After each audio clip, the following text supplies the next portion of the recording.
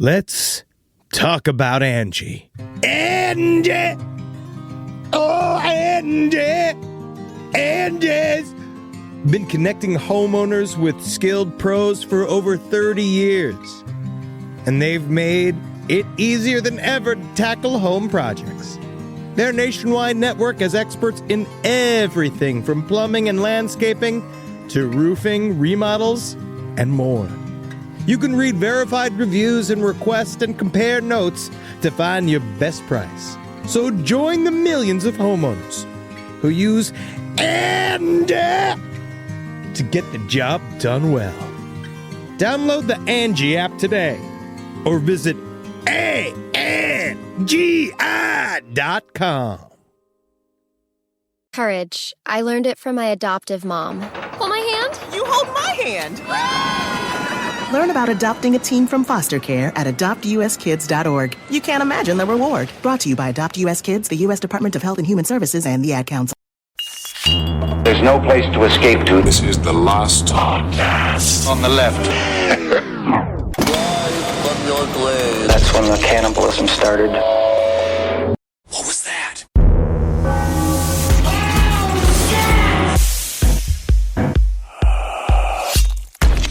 Oh, and I'm burping so much because my lungs are putting the air into the wrong place. They're putting all the air into my stomach. Mm-hmm. And that's how we're going to begin.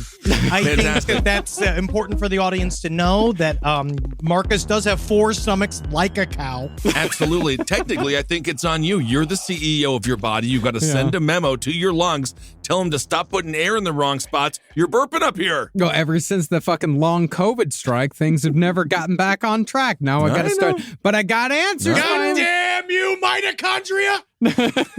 It's the mitochondria. Now, today's episode is way much, because the last time I had a bath disaster was when I sharted thinking it was a fart. And that's just just a snippet of some of the incredible content that you're going to get today. Really fantastic. Welcome to the last podcast. On the left, everyone, Ben hanging out with the newly burpy, but also understanding why so burpy, Marcus. Mm-hmm. And, of course, the sharp man himself, Henry Zabrowski. Bats. Sharp man. Bats, not something you often hear 3 men talk about.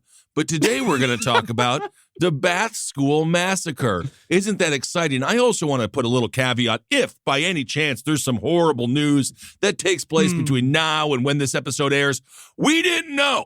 I'm sorry that every fucking horrible thing happens every single week in this country. Today we are covering the Bath School Massacre. Leave us alone. Stop committing acts of violence. At least this one's old.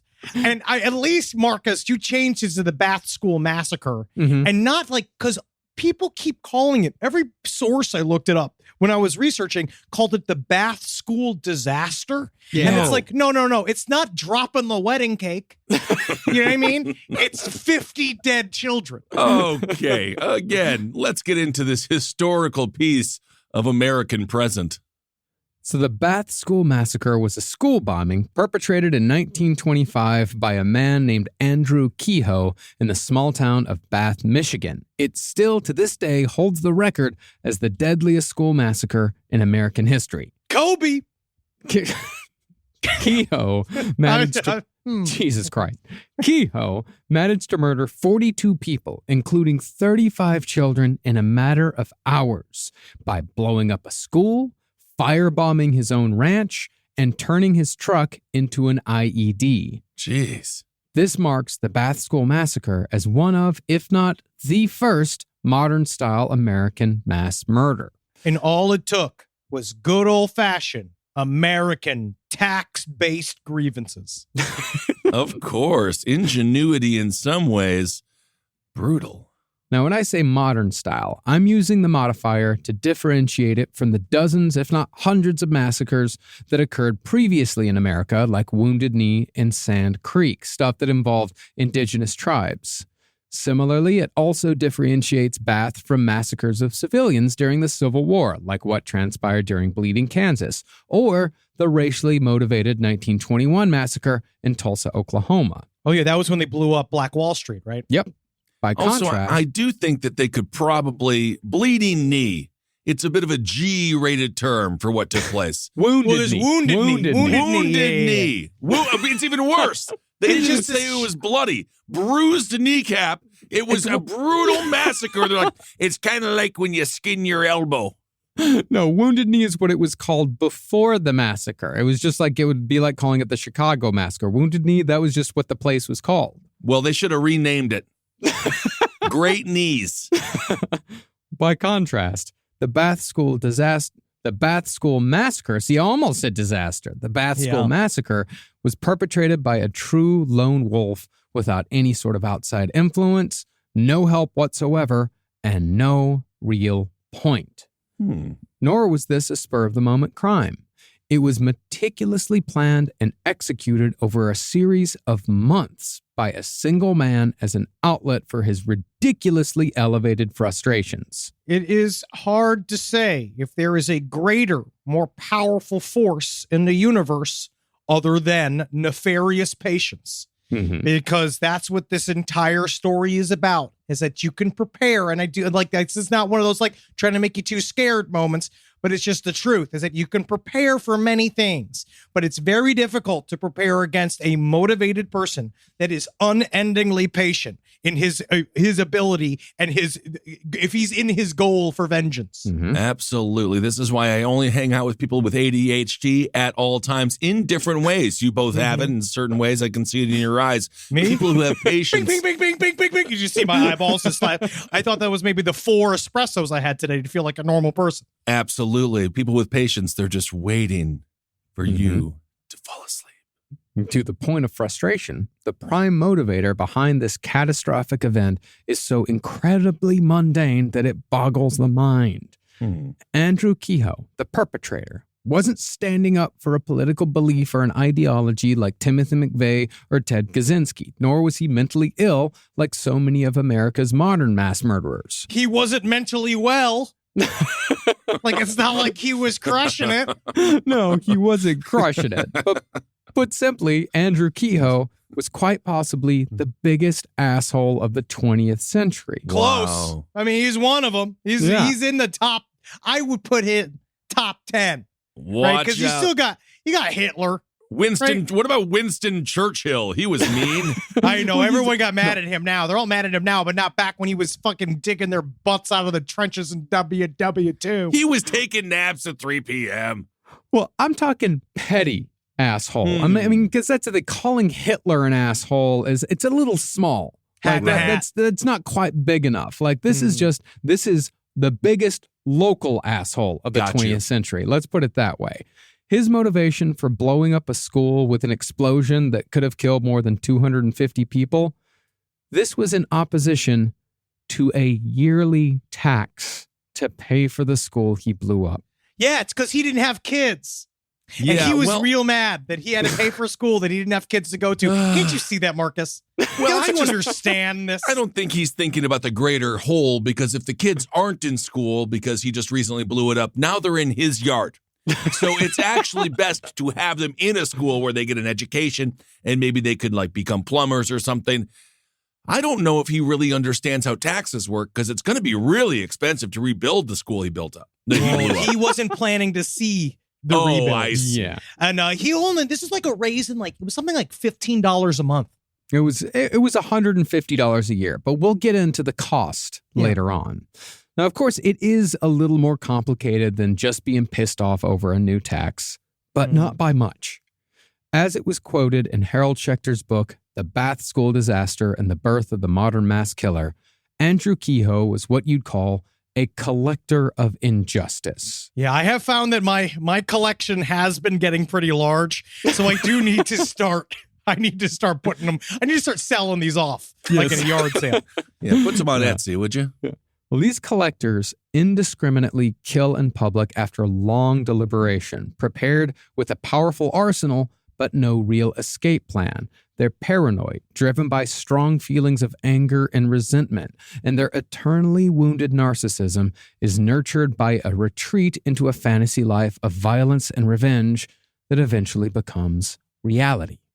Now, our main source today is The Bath School Disaster and the Birth of the Modern Mass Killer by the patron saint of American true crime, Harold Schechter, who produced an incredible read here, as he always does. I know he's like a friend too, but when it comes down to it, there is truly no one better in the world of true crime, because he also sets all of the context in a way that are like, because when I'm reading it, like you go through it and you're like, it's like, why are we here? Why are we talking about like dog bowls? But then he wraps it all the way around. He's very good. Well, absolutely. That's the Marcus Parks effect. That's what you've gleaned from Harold Schechter's amazing work.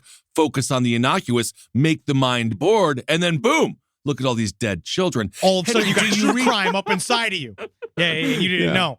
Did you read Schechter's book in the voice that you do of Harold Schechter? Mom. That's the birth of the modern mass killer. But he knows. He knows. He likes it now.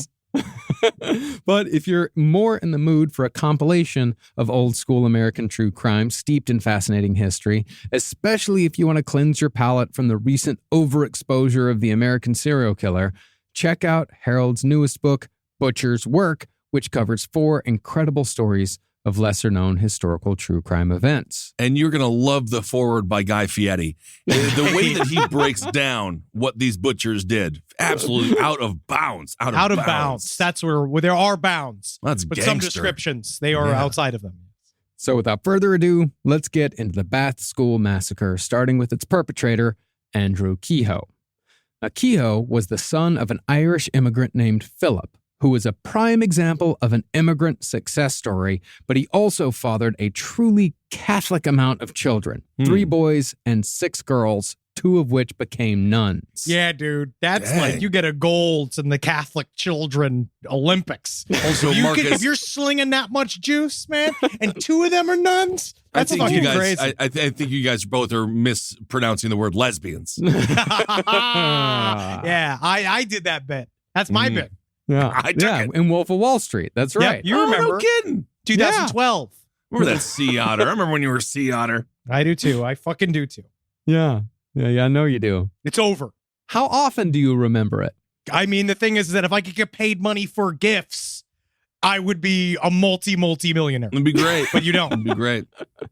Kehoe, however, was the first of those 3 boys, born after the 6 girls on February 1st, 1872. While little is known about his early life, what we do know is that he showed an early aptitude for tinkering, working with electrical devices on the family farm. Yeah, because this was the golden age of electricity, which is kind of fun, because it's like, you had like electricity wars. I love that, like, one day we'll get to that. I don't know if that's boring. I don't know if we need to get AC versus DC, Edison versus Tesla. I don't think, he killed an elephant. He killed an elephant. Tesla's he did kill that elephant. I don't know. It might be a little out of bounds for us. Whoa, that's gangster. My question is that do you think that anything of this has to do, because his father was very, very old when he had him. Do you think that's got anything to do with the old cum? Like, I've been told that the male ejaculate stays young forever. Wow. Because we constantly remake it all the time. Cool. So there you go. Mm-hmm. That's what my balls are doing right now. Well, these electric-powered contraptions were Kehoe's main companions, because the few people who knew Kehoe in his youth described him as an unsociable, isolated loner. The only real socializing in Kehoe's life came in the form of communal gatherings known as farmers' clubs. This is kind of fun. Yeah, formed as a way to bring isolated farmers together in a time when the country's population was more rural than urban. Farmers' clubs were made up of anywhere between 20 and 25 families who would all gather once a month for meals, music recitals, and sketch comedy performances. Yay, everybody's favorite. You show up for dinner and then, oh, good, there's comedy. That's great. Oh, I love this performance by Michael Ian Black. I love being a farmer. Dude, do you remember that I remember one time Murderfist got asked to do a show in a Chinese restaurant, and this is an LA thing, and then I came out and I was nude. We did a boardroom sketch. Nothing always remember people sitting. The look of people's who ordered the dumplings. Just like me, frogman bodied with my fucking dick and balls like in my hands as people are eating stuff. Man, they were not happy. No one was. Great. I love that fun farmer's experience. We did it to silence. But the funny thing is, Henry, is that you're talking about that as if someone forced you to go out there naked. Oh, no, we were booked. No, we were excited. I know We're you like, were this is going to be I big. know you To were be fair, booked, but- Marcus, if you're booked, you're forced. I know. Well, You're I know forced. you're booked, but didn't Murderfist have 12 hours of sketch material to choose from? And We you were chose trying to Boardroom. entertain these people. Yeah, well, true.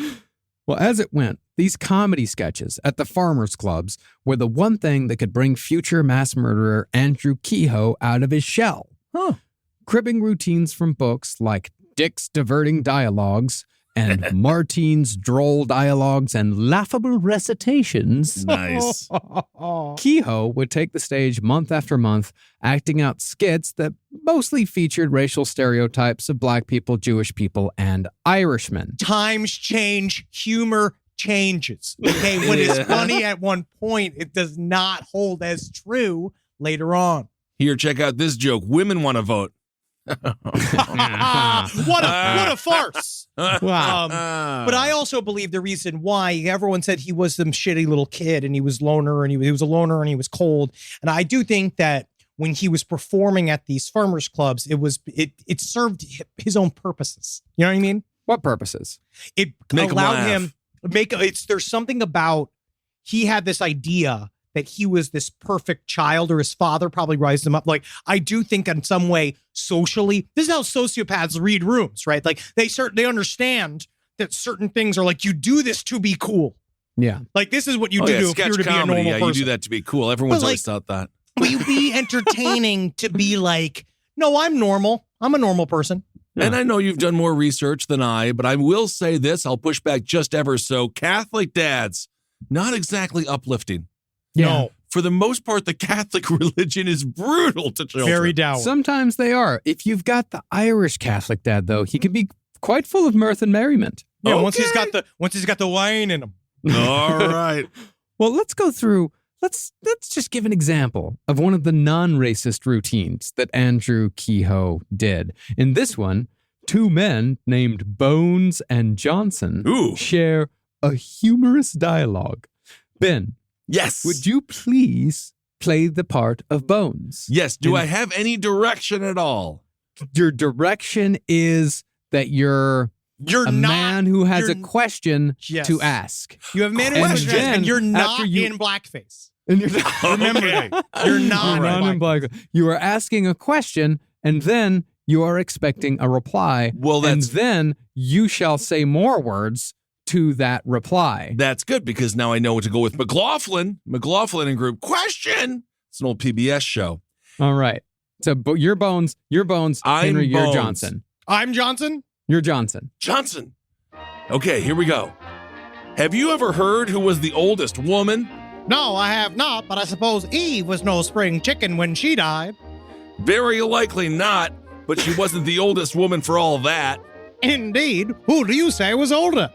Well, the oldest woman that I ever heard of was Antiquity. Kissel, it is really not beyond what you do now. That is truly like you could have Antiquity. And- written that yourself. Anne Tiquity. Her Tiquity. last name was Tiquity. Her first Antiquity. name is Anne. Well, And that's she's great. the oldest woman that he ever heard of, Bones. It's To a be honest with you, pretty man, big deal. It's a pretty big it is a pretty big deal. And if I'm hanging out at this farmer's meeting, this farmer's party, this might be a good way to romance a gal. She's laughing, you're laughing. Next thing you know, you have a roll in the hay. It's possible. It's possible. Comedy brings people together or violently divides them. Now, shortly after Andrew's mother died when he was 18, Andrew's father took another wife, number 3, because Philip's first wife had also died. And it's a fairly common occurrence. It's not like he's killing wives. This just happened. Wives drop like flies back They then. just get sick. They get caught in threshing machines. They get fucking Yeah. hit by carriages. It's difficult to be a wife. That's why it was all a farce. This whole, till death do us part in the marriage thing, because they knew it could happen in 5 months. Nowadays, we live so long, it's quite it's long. Well, after his father remarried, though, Andrew left home, although there's not a clear record of what he did for the next 8 years. Pretty much what we know is that in 1900, a census record showed that Kehoe lived in a boarding house in Ann Arbor, Michigan, where he worked as a dairyman. Although I don't really know what a dairyman is. You fluff the udders. Yeah, you want So to it fluff makes them the have udders. more. It makes them give more milk. Absolutely. Basically, any single thing that you see, you have to attempt to milk and find out if there's milk in it. I mean, he was probably the one that found the teat on the almond and was the first one to suck a little milk out of one of those. He's making no sense. Well, Kehoe also spent time in St. Louis working as an electrician for a city park, which of course greatly increased his knowledge of electrical wiring. But it's in St. Louis that we see one of the old mass murderer cliches rear its ugly head once again. Where before, Andrew Kehoe seemed to be a harmless loner who liked tinkering with electronics and enjoyed performing comedy sketches now and then, he changed when he suffered a serious head injury that left him semi-conscious for 2 months. It's really interesting how so many of these sources, I mean, Harold does, he says it more so, but the other ones, they don't equate that as to like being the thing that really probably made his impulse control truly unhinged. Because we now know in like hindsight how often like these types of like weird, what seem to be crazy over the top murder scenarios come from head injuries. I think the brain has a lot to do with it, doesn't it? Well, there was nothing wrong with Andrew Kehoe's impulse control. In fact, he probably had the most impulse control out of anyone we've ever covered. It's kind of the problem. I think what it did is that it just disconnected him from empathy. His empathy just completely and totally died. And it happens again and again. That's what I use Starbucks for. Absolutely. Well, after that head injury, Kehoe moved back in with his father and stepmother. She'd just given birth to a child of her own named Irene. Shortly after Andrew returned, he inexplicably killed Irene's cat. And things only got worse from there, or so the rumors say. Hold on a second. I'm not doing any victim blaming here, but they give an infant a cat? No, the girl he'd been gone for 8 years. She'd given birth she to the was child. ready to have a cat. Yeah, she was ready to have a cat. Yeah. Okay, because otherwise this infant's not going to be able to take care of it. Also, pets were different then. You didn't have to do all these things. The pets came in and out. And you know what? I'm going to say, though, I think the cat has lived a lifestyle the same since the Victorian era. Pretty much. There's a new cat. There's a cat at my place. I named it Meowbert, and it just hangs out as a piece of cat. Yep. Yeah, it's an outside cat. It's just a farmhouse. And this is a farm cat. You see a farm cat like 3 times a week. Now, as we established, one of Kehoe's implements of death was fire. Although simply lighting a match didn't seem to give him the same charge as creating a chain of events. He had to seem smart when he did it. See, at the turn of the 20th century, gas stoves were new appliances and were therefore extremely dangerous. Well, there's something about them hitting because they used to call them gasoline stoves. Yeah. And there's something about it being a gasoline stove. Like, you remember Dr. Gasoline, your wrestling Gasoline. Yeah. Dr. Gasoline. Yeah, my wrestling alter ego. But there seems to be something like more sinister because it's funny because when Schechter lays out all the most nefarious invention in all mankind, like as soon as the gasoline stove came out, a bunch of people died using it. Between April and July of 1895, in Chicago alone, 11 people were killed when their gas stoves exploded. And these were 11 separate incidences. From Schechter's research, he was able to find such alarming newspaper headlines as "Death from Gasoline Stove." Ooh. "Baby burned to death by gasoline stove." Interesting. And "Gasoline stove brings death and destruction." I'll take 2. My God, but you should see the way it cooks a chicken parm. I think it's worth it. Oh, yeah. I mean, there was one. I love this little advertisement. By using a gasoline stove, a working man's wife can rest in bed from 1 to 2 hours longer each morning. And in half an hour before rising, have hot coffee and a warm breakfast for her husband without raising the temperature of the cookroom 1/8 of a degree. For 10 cents, she can do the whole day's cooking. Isn't that absolutely fantastic? And that's the era of chivalry. Well, as a public service, newspapers therefore printed precautions to keep people from blowing themselves up. Here's a couple of examples. Don't fill the tank when the burners are lit. Don't light the burners after the pipes have leaked gas over everything. I don't, but then again, if you're even thinking about doing either of those things, just It's already done. But no, the final tip's the best one. Yeah. Don't try to operate the stove if you don't thoroughly understand it. There we go. Perfect. I mean, we still got labels on like hair dryers, like don't use in shower, because we are an impetuous group, Americans. Legal. But from what it seems, Andrew Kehoe's stepmother, Frances, either didn't follow that last bit of advice, or, if you believe the rumors, she was set up to fail by her increasingly violent stepson. See, on September 17th, 1911, Frances put a match to the stove, and the stove immediately exploded. That set Frances on fire from head to toe. Yeah, dude. Reportedly, Andrew rushed to the kitchen and stood over her, watching her burn in either shock or fascination before he finally fetched a pail of water. This, of course, was the wrong move, or the right move for Kehoe if you believe the rumors that he was behind the explosion. Now, to be fair, he would not have known that you just want to put a little baking soda on there or a little flour. I mean, he was know. That may have literally just been an accident. She was Maybe. engulfed in burning gasoline. Yeah. You know what I mean?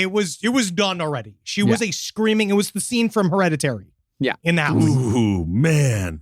When he doused his stepmother in water, it caused the burning oil to spread, and the flames, quote, liquefied what little skin she had left. Yeah, dude. And then did you see the tale of when he goes to the neighbor? So he goes over and be like, hey, you might want to call a doctor. And they're all like, yeah, okay. And then he leaves. As he turns around to leave and he comes back, he's like, actually, you also should call for a priest as well. Wow. And then walk back. And you're just like, it was real nonchalant. Well, it doesn't seem like he had an emotional connection with his dad's third wife. I think that's Yeah. generous. Yeah. By the time emergency services arrived, Frances was, quote, little more than a blackened lump.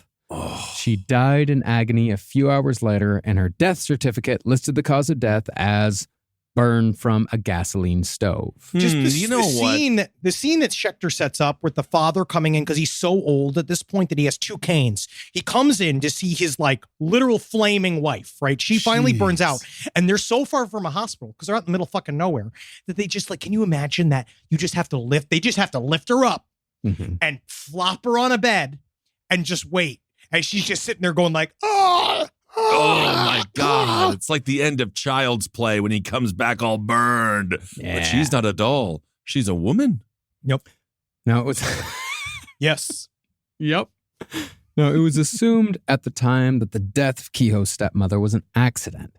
But after Kehoe murdered 45 people with bombs of his own making, it was rumored, perhaps sensationally, as I'm doing right now, that Andrew had rigged the stove to explode while Frances was out gathering nuts with her daughter. I think after you kill 45 children with self-made explosives, it's okay to maybe look at some of his previous life with a critical eye. Absolutely. It does sort of change the perspective a little bit. Stand-up comedian, for example, there's one very famous one who was recently incarcerated, who's now out, who's blind. You guys know who I'm talking about. Oh, yeah, our fight. He was, Ghost Dad. Yeah, Ghost Dad. There's a few bits he did in the 70s involving drugs and doing certain People things going to to women. sleep and people were and- like, oh, now that's good humor. But then in hindsight, it just seemed like a confession. Yeah. Now, by this point in Andrew's life, he was actually much older than you'd think he'd be, because most mass murderers tend to skew towards the younger side. See, you remember that, guys. Grandma Moses learned to paint when she was 70 years old. You could do whatever you want. It's not too late. That's fantastic. Well, if I could compare Kehoe to anyone, I'd say he shared a lot in common with Stephen Paddock, who killed 60 concert goers and injured over 800 more in Las Vegas in 2007 when he was 64 years old. Yes. Fucking Stephen Paddock, man. Dude, and again, like a Sphinx, we have no clue why he did it, how, like, it's still a mystery. With this case, I think a lot of Marvin Heemeyer. Even though Marvin Heemeyer from the Killdozer our Killdozer guy, right? Like, again, in a way that was so much more peaceful than explosives. Yeah, but we also didn't know Killdozer. we didn't really know how the Killdozer was going to play out. Right. And also, it was called a Killdozer. So. I mean, it was a pretty cool name. It was pretty cool. apt. It was pretty cool. We'll talk about But man, Stephen, if we ever do that one, dude, I got some inside information from a bartender in Mandalay Bay. Scary day, believe You it or should not. tell for the them. police. If you have inside information, you should call the police. The police was there. The police were there. Their experience was freaking nuts. Well, what all three of these people share is patience. Absolutely. I mean, Stephen Paddock, when you look at the video of him patiently moving all of those weapons into that room, how much preparation went into that, how much scouting, how much planning. I mean, Andrew Kehoe is much the same. And the Killdozer guy, how long did it take him to build that Killdozer? I think it took a full year. Yeah. And then he would sleep there after he built himself into it. It took a long time. Rise from your grave. Have you started shopping for the holidays yet? Those crazy crowds at the mall are only gonna get worse. Right now, you can shop early, skip the stress, and snag some of the best deals of the season on something everyone will love. Premium audio products from Raycon. Raycon's wireless earbuds, headphones, and speakers offer premium sound, useful features, an almost custom comfortable fit, and up to 54 hours of battery life. They're sleek, stylish, and they start at half the price of other premium audio brands. Whether it's for listening to music, taking work calls, or working out, everyone needs a pair of Raycons. I've loved my Raycons. I just used them on the flight to and from Europe. Best 10 hours of my life. Thanks, Raycon. Right now, go to buyraycon.com/last to get 20% off site-wide. That's 20% off any Raycon product, which almost never happens. So don't miss your chance to save big while you shop stress-free. Or save even bigger and get 30% off Raycon's exclusive holiday bundles. That's buyraycon.com/last for 20% off your Raycon purchase. Buyraycon.com/last. Hey there, podcast listener. Have you ever been listening to Wizard and the Bruiser and thought to yourself, I wish I could see just how fat Jake and Holden are in real life? Don't lie, we know all about your weird inside thoughts, listeners. Well, now you can make that dream a reality because WizBrew and Page 7 are going on tour. Austin, Dallas, Milwaukee, Chicago, Minneapolis, DC, Philly, Brooklyn, San Francisco, LA. Nowhere is safe from an all-new show we're calling Release the Butthole Cut. Ew.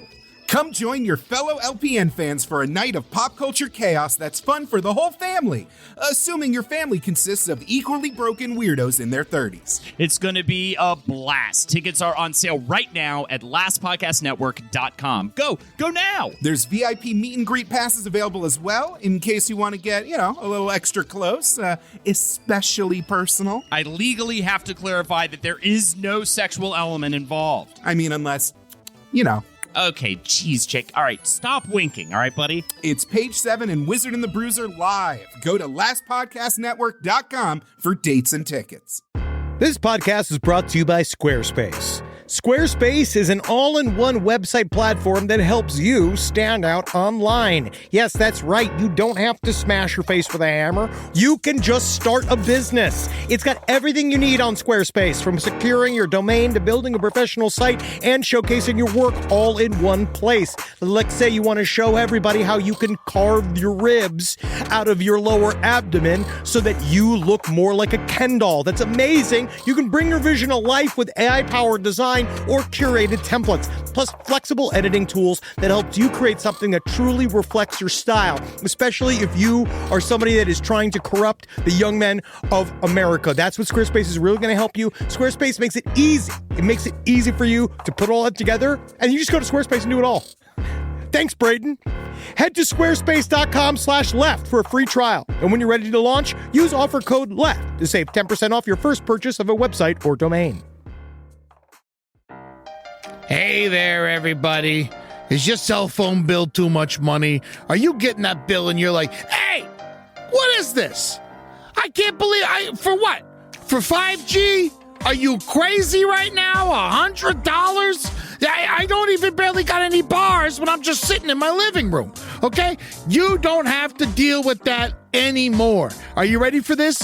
$15 a month. That's right, $15 a month on Mint Mobile. Yeah, baby. Get their wireless plan, because they're just sitting there on the T-Mobile 5G network, and it's just $15.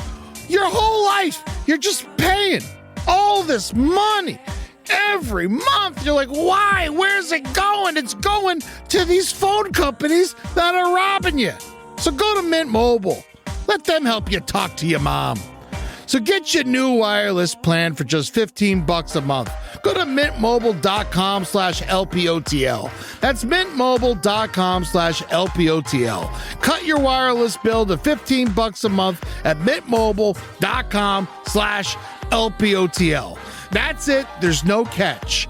Upfront payment of $45 for 3 months, $90 for 6 months, $180 for 12 months. Plan required, $15 per month equivalent. Taxes and fees extra. Initial plan term only. Greater than 50 gigabytes may slow when the network is busy. Includes up to 20 gigabytes hotspot.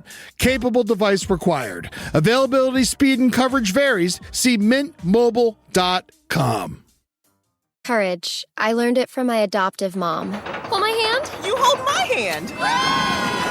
Learn about adopting a teen from foster care at adoptuskids.org. You can't imagine the reward. Brought to you by Adopt US Kids, the U.S. Department of Health and Human Services, and the Ad Council. Well, when Andrew Kehoe's stepmother died, he was 39. And just a year later, he married a so-called old maid, a 37-year-old named Ellen Agnes Price, called Nellie by those who knew her. And after the marriage, Andrew continued working his father's farm while Nellie did her best to help take care of Andrew's stepsister, Irene. But it's around the time of Andrew's marriage to Nellie that Kehoe's grievances towards society began to accumulate in the smallest of ways. And those grievances usually had to do with either Kehoe's own selfishness or his own incompetence. You really can't put it more close to the fact that he was just a fucking prick. Yeah. And an absolute asshole. Right. See, a new church was being built in Andrew Kehoe's town, and to defray costs, donations were solicited from congregants like Kehoe, who was asked to contribute the hefty 1912 sum of $400. Ooh, that's a lot of money. I mean, this is like the only one burn down the church. Truly. Of all of his grievances, this is the only one I agree with, because you're like, he obviously was not a man of the church. Well, he went to church at the time. Yeah, because societally he had to. You had to put up appearances. Yeah, but he could have just said no. He could have even offered to donate less. That was probably what he was expected to. The priest is shooting for the moon. Ask for 400, get 50. But instead, Kehoe shouted the priest asking for donations off his property. He threatened physical violence and never returned to church for the rest of his life. Every goddamn episode when we cover one of these horrible people, there's always a moment where I relate. It's the only time. Get off my lawn. Get off my Otherwise, lawn. get on my lawn for the most part. But unless you're a money gouging priest, get off my lawn. Yeah, dude. If I could have seen him pull that priest up by the back of his pants and throw him out, but then again, if that's where this ended, you'd be like, just he's cranky. Yeah. Sure. Well, after that, the disappointments, which were all Kehoe's fault, came hard and fast. He bought 8 steers from a neighbor and put them out to pasture. But because Andrew didn't know what he was doing, he turned them out on a field full of wet clover. Now, as anyone who's seen the second season of Yellowstone knows... Oh, just me, my Uncle Ken. There's one guy at the Greyhound bus station who was talking about it, and he was just like, my kids won't answer the phone, but Kevin Costner's a hell of a lead. I got curious when they started filming at the 4-6's Ranch, which is like 30 minutes north from where I grew up. And you know what? I watched it, and boy, did I get some insane memories and a slightest bit of PTSD when they showed that ranch, because that just brought me back home to that ugly, ugly land immediately. Okay. But from that second season, if you've seen it, you know that and our audience has.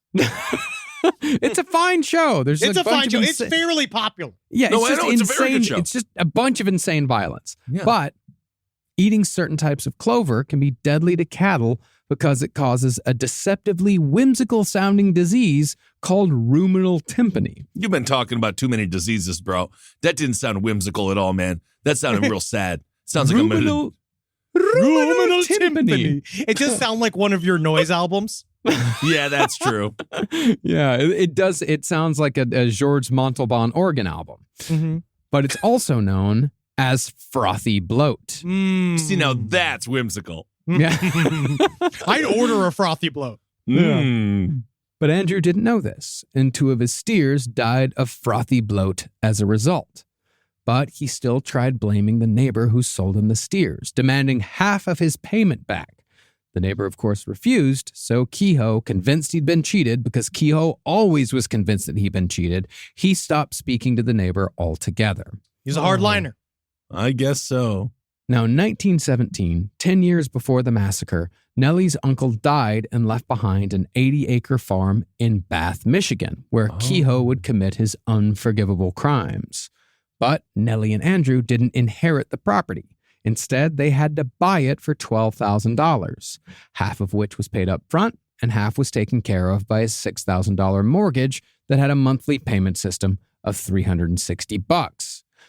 Now, while that seems like an inconsequential detail, it will play a massive role in the massacre to come. Oh, yeah. And in many since, which you'll find out with every mass killing and family annihilation, a lot of times has to do with mortgage. Absolutely. Money's on the line. Now, in some ways, Andrew wasn't a total villain in Bath Township, or at least not at first.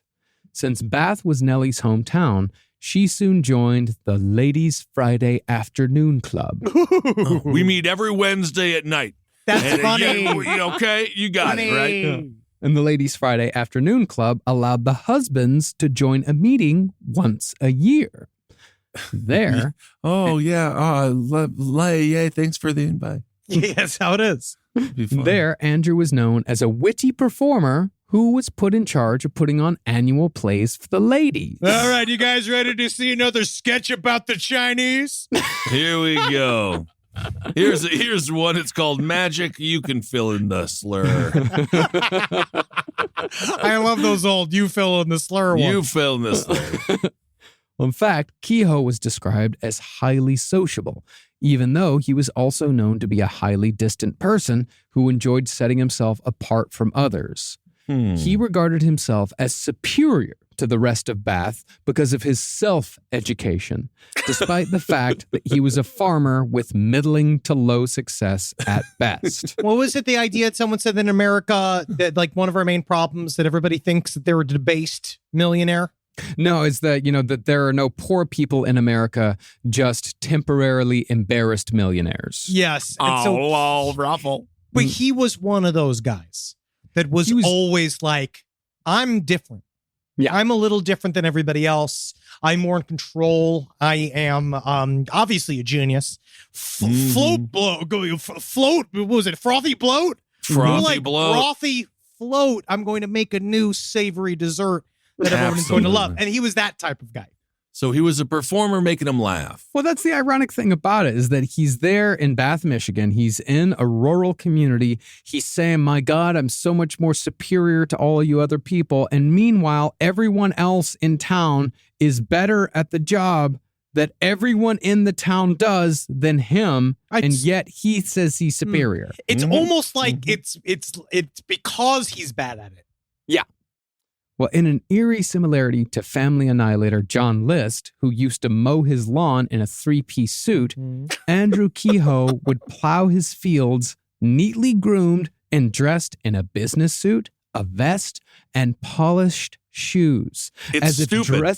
As if dressing above his station somehow set him apart from the so-called plebeians who toiled in the dirt wearing appropriate clothing. It's just because it goes from being funny to haunting. Same thing with the John List thing, is that him going in the suit, it's like, at first you think it's laughter, but again, after you kill 45 children with fucking improvised explosive devices. 35 children, 7 adults. Yeah, you start to realize, like, oh, that's like pathological. Like, a guy's in full, like that full business attire out there, because it's hot as fuck. There's some kind of sociopathy to it. I remember I met the second, or maybe the wealthiest man in Brooklyn. He owns all of Brooklyn. Steiner Studios, every of it. You would walk past him. He's covered in stains. He wears nothing but sweatpants. The man looks so unbelievably disheveled. He looks like the dude from Confederacy of Dunces, one of the richest people ever. I wonder what is that? Why do you think people, is it the duality? We talk about that sometimes with like, secular humanism and stuff.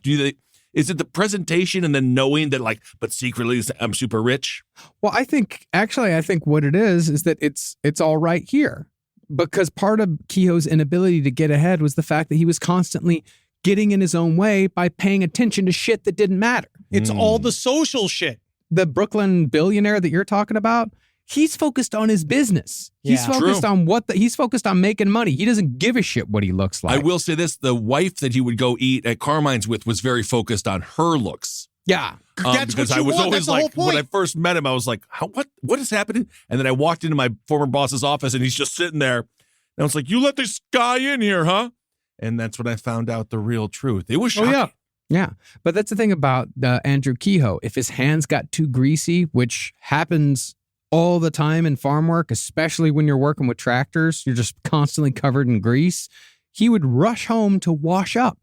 If he got a smudge of dirt or even a small sweat stain on his shirt, he'd run home and change.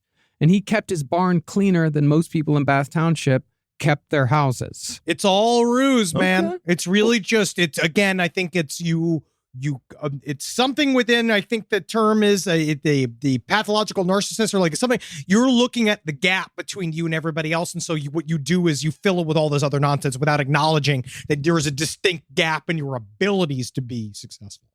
Yeah, I mean, I think a big part of it is that it's the thing that we talked about in the Aleister Crowley episodes. You know, if you're going against your nature, because that's the thing, this motherfucker should never have been a farmer. Ever. He should have been an electrician. You know, it's almost like he just became a farmer through some sort of stubbornness. We gave it was from his father or whatever. Like he came upon this land, and again, it was something about that. It's him pretending to be something that he's not. He should have just built a comedy club, it sounds like. Oh yeah. But besides his unreasonably fastidious nature, Kehoe was also known to be casually cruel. In March of 1920, he shot a neighbor's dog for burying a bone beside his fence and coldly told the owner that he did so in a tone that suggested the act was entirely justified. Another time, a neighbor went to Kehoe's farm to find Andrew driving his horses beyond their physical limits, and that night, Kehoe beat one of his horses to death because he was frustrated that it wasn't doing what he wanted them to do. Oh my! I mean, that I think is Andrew Kehoe in a nutshell. He's trying to force something that is impossible, and when that doesn't happen, he gets violent. Yeah, he gets violent. He because that's what the dude was saying in that incident. He was looking at him hit this horse, and he was like, nobody who knows like what your relationship to a horse should be would be treating this horse like this. Because like, as a farmer, from what I've heard. And the way you describe your love of the animals on your farm, it's very familial. Like, and especially a horse. Jesus Christ, of course. Yeah, that's not how you're going to want to treat a horse now. Here, just help me unzip my pants. Let me show you.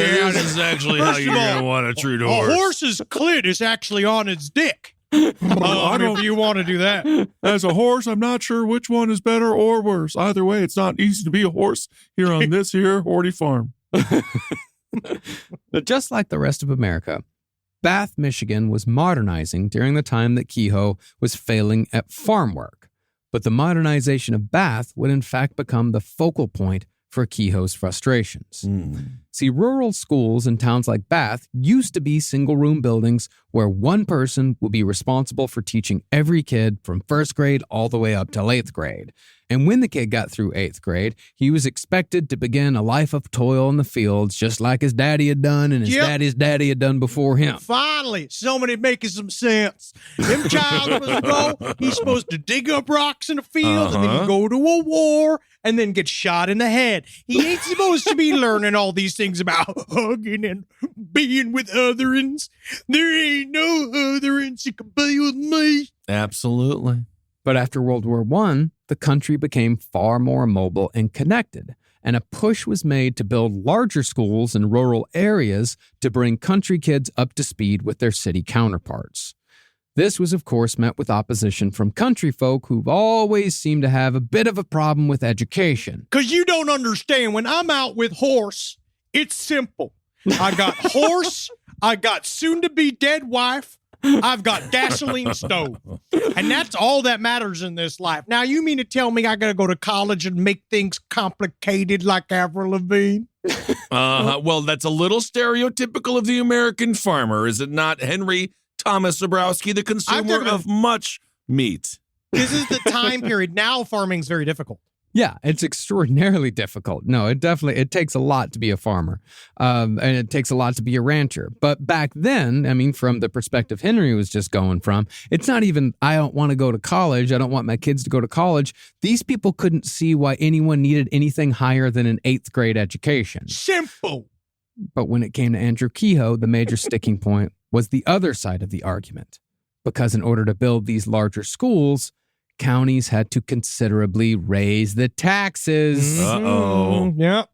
In Bath, it took 2 years of arguing before it was finally decided that maybe providing a high school education to the kids might be beneficial, and a handsome 2-story brick school was built overlooking the town. Ooh. Bath then hired a superintendent named Emery Hewick, who had a solid reputation as an educator, and he had the ability to exercise authority with ease.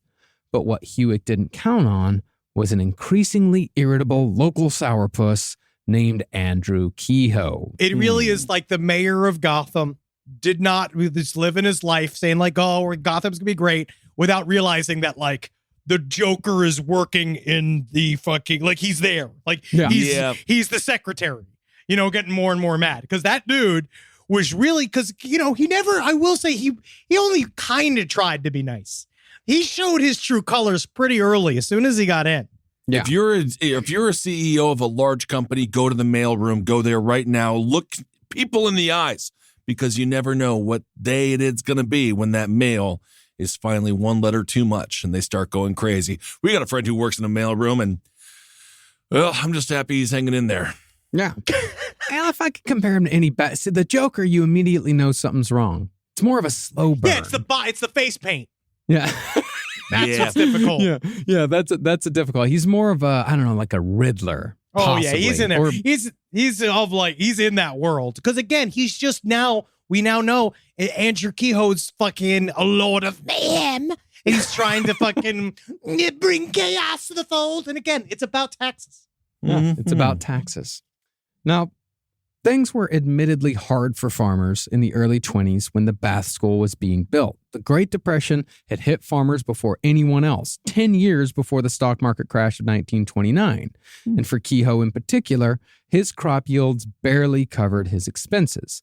Therefore, I will give him this, a new tax was understandably worrisome. But you're saying the term understandably worrisome, which is very different than I'm going to make a series of explosives over a year. I mean, that's the thing. It's just, what are we coming at this with? Well, see, to pay for the school, a man of Kehoe's means had to pay an extra yearly tax of $150. That's $2,300 in today's money. That's no small sum. You're right. No. And in addition, Kehoe was also behind on his mortgage payments, which we'll get to the reasons why he was behind on his fucking mortgage payments later. He's an asshole. Spends a lot of money trying to build bombs, I think. Yeah. He did. Yeah, he did. But if we do a little math here to bring things back to the land of reason, the school tax amounted to just 3.4% of Kehoe's yearly mortgage. And if he believed in his community, it would have been an inconvenient sacrifice, sure, but a possible one. But as Kehoe put it, he didn't have any fucking kids. Yep. So why should he have to pay for anyone else's fucking kids? That's why sometimes I go to a public park. I park on top of the slide. And if those kids want to come up there, they got to subscribe our podcast on their parents' phones. Absolutely. Because that's how this goes. I go one at a time, just being like, I don't got kids, but I got a podcast. Mm-hmm. So despite the fact that Kehoe was childless, he technically addressed his grievance the way you're supposed to do it here in America. He ran for school board treasurer. I'm running for treasurer. Fantastic. I will gain power over the purse. I will be lord of the coin. And then, but guess what, man? Well, you know what? You think that. The treasurers don't got a lot of power at all. Well, it's tough to say. I mean, he won, and he spent his tenure doing everything he could to make sure the school got as little funding as possible. Oh, there you go. He McConnelled it. He got in there and he was like, I'm going to gum up the works. I'm going to be like, I'm going to fuck all of y'all up. And I mean, technically that's the American way. Mm-hmm. In particular, Kehoe focused his ire on Superintendent Hewick, fighting every request for textbooks, encyclopedias, and playground equipment that came across his desk. Fuck the kids, fuck the children, again and again and again. In addition, Kehoe took $100 out of Hewick's yearly raise. Just to tell him to go fuck himself. And he removed a week from Hewick's 2-week annual vacation just out of fucking spite. Just to say, fuck you. This is just, oh God, you see so many of these guys. They're everywhere. And to make things even more acrimonious, Kehoe, more often than not, forgot to deliver Hewick's paycheck. Mm-hmm. And Hewick would have to chase Kehoe down just to get paid every week. See, I just see these tiny little shades in me because it's one of those, I drive like a demon on my own time. But if you tailgate me, I will find myself doing the thing where I slow down, right? And I slow down and I'll stop traffic on the whole fucking week. I'll stop it on the whole street. I don't care. And as they're trying to get around me, I make sure I'm boxing them in back and forth. Right. Trying to play games with people's lives who are just trying to get to work or to the grocery store. Maybe they have children in the back seat of their own van, but you have a grievance with some random person. If you want to play games, you got to find out if you're playing the same games or if someone else is going to show up with a new game with more complex rules than you ever thought. And now you're not playing your game anymore. You're involved in somebody else's game. Yeah, buddy. I can just see this all ending horribly for you. Boy, I just can't wait to move to LA where I can deal with all kinds of people like you. No, Henry's unique. Henry's unique. No, I am not unique. I am not unique because I've had it done to me. And the cycle of abuse continues. It is. It's the little cars that do it, Marcus. Don't worry. They don't mess with a Subaru. They know you're a working man. Yeah. Oh, yeah. They know a man in an Outback's got places to go. I understand. I know the respect that a Subaru Outback gets on the highway. You're going to get scissored to death by a bunch of prison lesbians so fast. Great day. It's a great day. Now, of course, all of the shenanigans that Andrew Kehoe is going forth with, it all sounds extremely petty. And according to the experiences of someone very close to me who was once on a small town school board, it's all pretty par for the course. Yeah. But while Kehoe was constantly fighting the tide of the taxes, certain events fell into place that would eventually coincide with his increasingly murderous hatred and his increasing resentment towards the community. During the winter of 1925, 2 years before the massacre, the school somehow got infested with bees. Yeah, dude. Yeah, ultimate Wait chaos a second. agents, dude. All right. You does not get infested with bees. Who brought the bees? What teacher thought it'd be fun to have I don't know. day? Maybe How it was- fuck did the bees get into school? As you'll see, it might have been Kehoe. Kehoe volunteered to help and slaughtered every bee in sight. But since He's he like was so Dale from King of the Hill. They literally brought him in. They were like, we have this bee problem. Don't know what to do. And Kehoe's like, I'll solve your bee problem. And they're like, all right. And then they were like, no more bees. Yeah. Wow. I guess somehow Kehoe figured it out. He's like, yeah, I got a tiny gun. But since Kehoe was so efficient, the school board made him an unofficial handyman and gave him unlimited access to the building. Yeah, I'm going to take out the infrastructure. Looking fragile. I like it. Yes, indeed. So he went from, now is he still the treasurer? Yeah. Yep. So he's the treasurer and now the handyman. Mm-hmm. Seemingly enjoying this new avenue of power, Kehoe spent the next 2 years doing electrical repairs, plumbing, and tiling for the school. Tiling and plumbing and electrical repairs. Isn't it wonderful what I do for the school? It's like all day long. Yes. Your precious wiring. See that light? Just fixed it. You can thank your treasurer, Andrew Kehoe. Well, thank you. It seems like you're doing good stuff at this point. I'm doing great stuff. Yeah, you seem totally hinged. Yeah. And this is all while he became intimately familiar with the ins and outs of the building. Uh-oh. Now, while we don't know for sure how his nefarious plans came to be formed, but it seems like the more time Kehoe spent in the building, the more it became apparent to him that all he really wanted to do was burn the whole goddamn thing to the ground. Hey there, Mr. Janitor with one arm. And this is true. There was a one-armed janitor that they hired that was very bad at that was one of his sticking points, is that they had a one-armed janitor that they hired because they were trying to be nice. And then he fought against the guy being hired because he wasn't technically very good at his job, but then he kept whittling his salary down every year, right? He was fucking with this guy. What an asshole. This guy's messing with other people's money. You know, at some point, he's just like, see, you're doing a new paint job on the front of the school. Seems nice. Have you ever thought about using flickers of orange and red? It's pathetic what this man is doing. It's awful. He's just the least community-minded person on Earth. 45 children, 7 adults. I'm just saying, when we just say least 35 community, children, 7 I'm adults. just saying, when we say least community minded, he literally tried to kill the community. He was an elected official, so he's not the least community minded. He did it to kill the community. He literally, again, the American way. Yeah, he's trying to eat it from the inside. But the thing was, Andrew Kehoe was given the means to enact such a plan when the DuPont Company and the U.S. government realized that they still had a shitload of high explosives left over from World War I, and it's just sitting there being unprofitable. Sitting there. It's like sheep in a field. The thing about your explosives is they can't just be sitting there, right? You got to get wool out of the explosives. You got to get really mutton. do. That's great. So the Department of Agriculture began distributing a low-grade explosive named pyritol made from high-grade explosives, and they sold it to farmers as a relatively safe and inexpensive way to clear fields of tree stumps and boulders.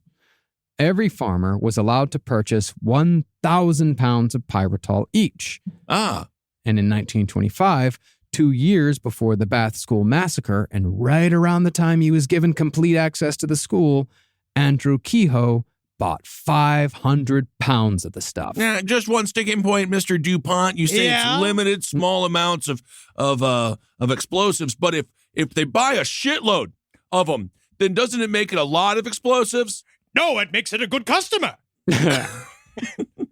Well, at around the same time, Andrew Kehoe's life quickly started sliding down the outhouse hole. I got to board up that hole. Oh, good day. Well, based off his school board experience, he'd been serving as the town clerk as a fill-in before the next election. That's the thing. It was from a runoff, dude. He just slipped in. He was never really going to be this thing, but now they had to officially elect him. So he's basically a custodian. He's the electrician. He's now he's the treasurer, and now he's also the clerk. Yep. And he'd fully been expected to be reelected. But he didn't even get a nomination. Oh, it's fine. That's fine. Don't elect me. He kept on fucking everybody's salary over. There's no reason to think about electing me. Come on.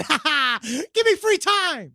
That's exactly what I need. God. Hours and days of free thinking time and journaling time and planning time. If anything, he's Two-Face. Yeah. Former government official turned bad.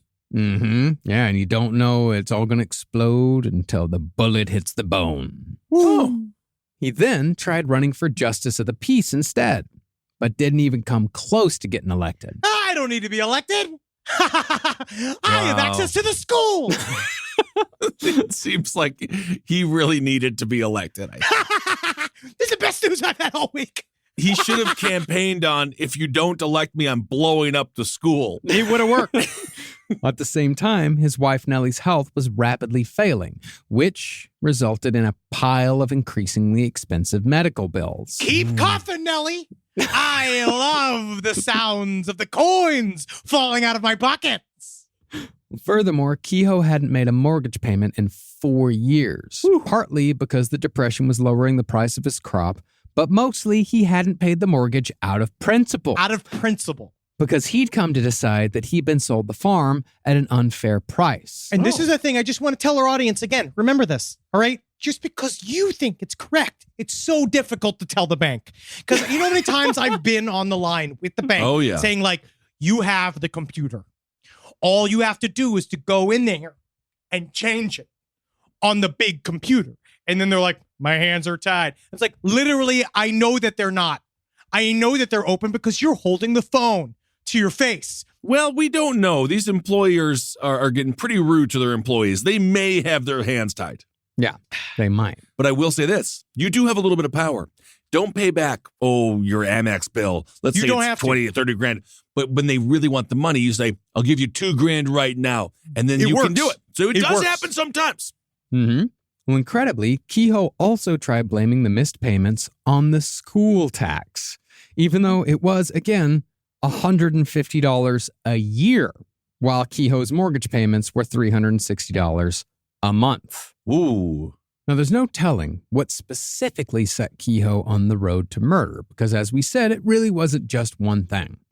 All we know is that starting in late 1926, his collection of grievances piled up high enough where his fantasies of revenge began to form into a terrifyingly patient plan for mass murder. It's something about that, too. Again, it's the patience. Him, BTK, Unabomber, Stephen Paddock. There's just something about that, how these are all combined. I don't know why, for me, it makes it so much more, like, I hate to use the word evil, but like there's something about that where like the amount of detail that goes into it.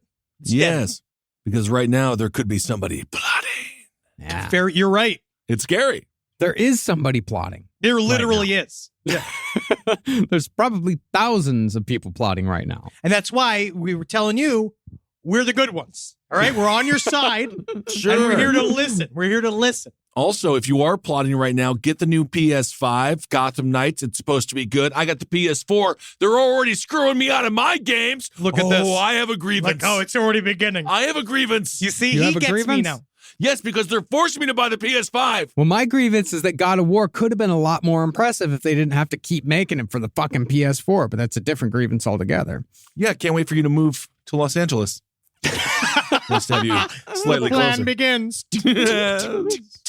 But that's also a supply chain issue. I understand that people weren't able to get a hold of the PS5. We I all understand know. that. It's bigger than us. I understand that. I'm glad you're able to also enjoy God of War, Ben. I'm glad. And also Gotham Knights is supposed to suck. Well, just wait when you wake up and indeed your PS5 has become my PS4. Whoa, he's so sneaky. Whoa. Rise from your grave. Hi, I'm Jackie Zabrowski. And I'm MJ. And I'm Holden from the Page 7 podcast, and we're going on tour! That's right, we're touring all up in this mother-freaking country. Oh, fake cursing, so whatever, Jackie. Just say the filthy F word already. And we will say the filthy F word when we come to your town. That's right, we're coming to Texas, the Midwest, the Northeast, and then right back here in Cali, baby. For ticket links and more details, visit lastpodcastnetwork.com. That's right, lastpodcastnetwork.com. Page 7 and Wizard and the Bruiser present Release the Butthole Cut! Wait, that's really what we're calling the tour? Absolutely. Release the Butthole Cut. For more information, go to lastpodcastnetwork.com.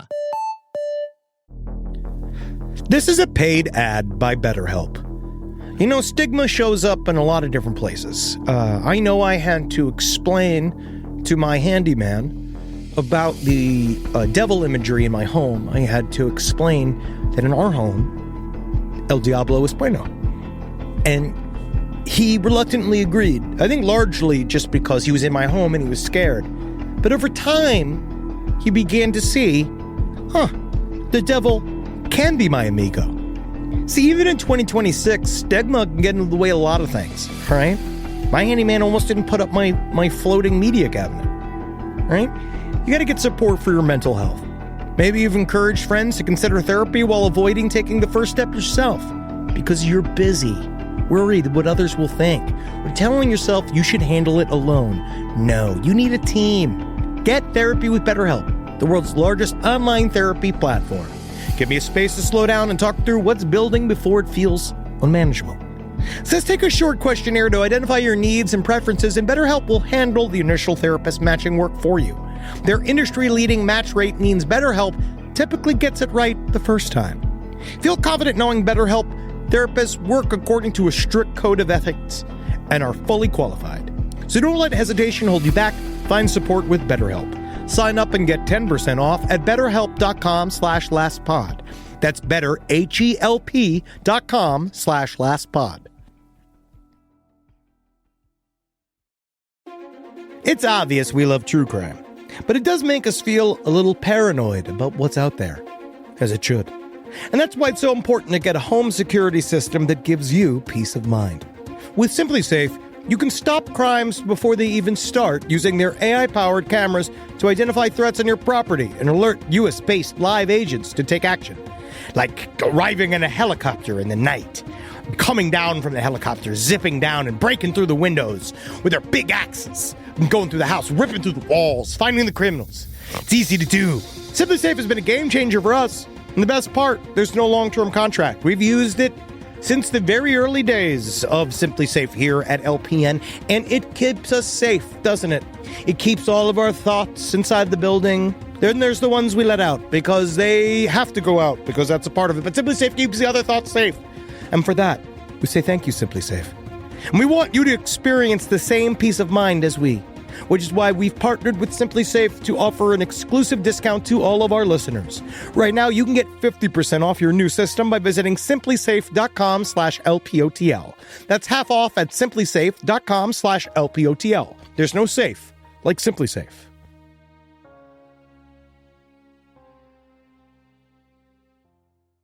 Let's check in on the Serta counting sheep. Why aren't we counting anymore? Well, the all-new Serta Perfect Sleeper has the Q4 support system that helps relieve aches and back pain. We'll never get counted again.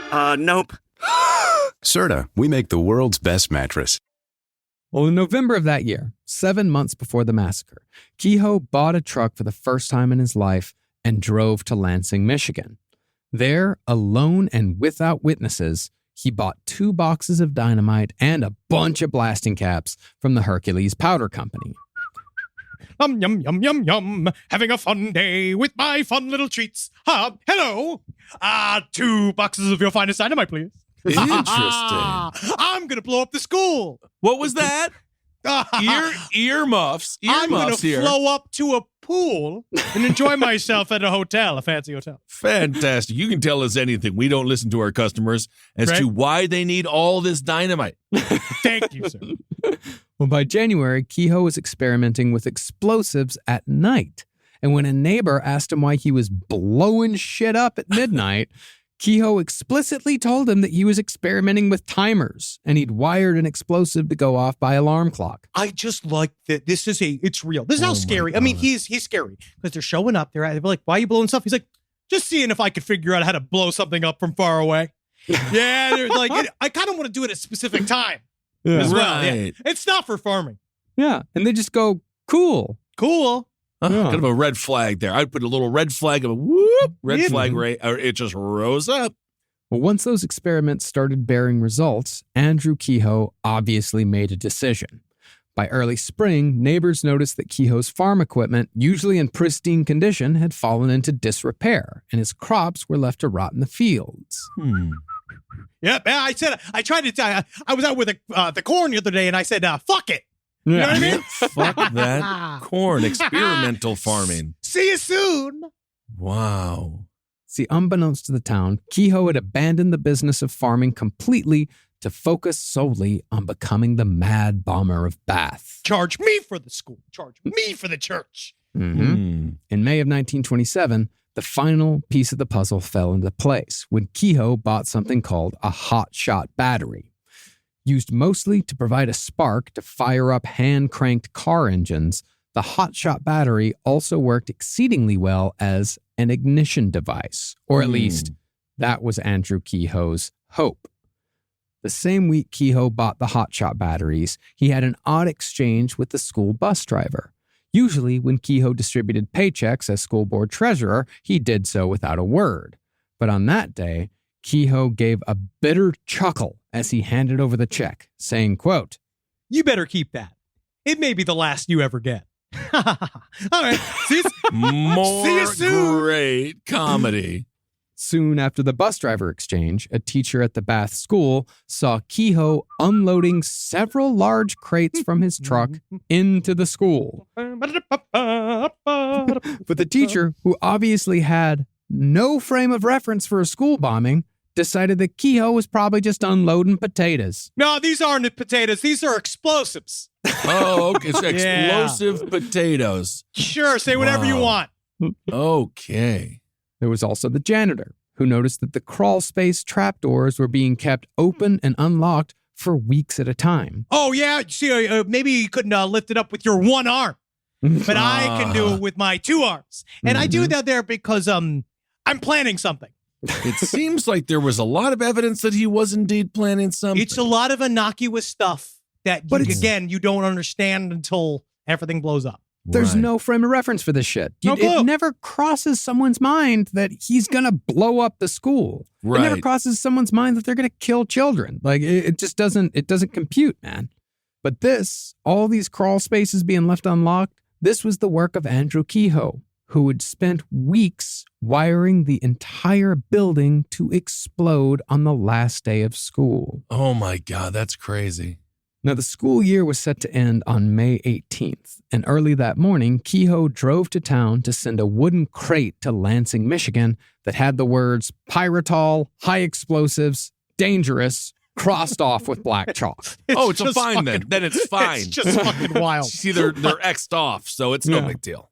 And after sending the package, Kehoe was stopped by a fellow school board member who told Kehoe that the water pump at the school needed fixing immediately. Kehoe, of course, begged off, saying there wasn't enough time to fix it before school started. Then Kehoe very quickly disappeared. Well, he did the thing where he's like, there's no way I can fix it right now. School starts soon at 9:25. And the guy was like, it's 8:15. And he's like, yeah, I gotta go. Well, it's the last day of school. I think maybe those kids can go without water for just one day. The reason why Kehoe wanted to stay far away from school was because he'd set an alarm clock in the basement to go off at 9:45, 15 minutes after classes began on the last day of school. And when that clock hit 9:45, Andrew Kehoe's explosives went boom.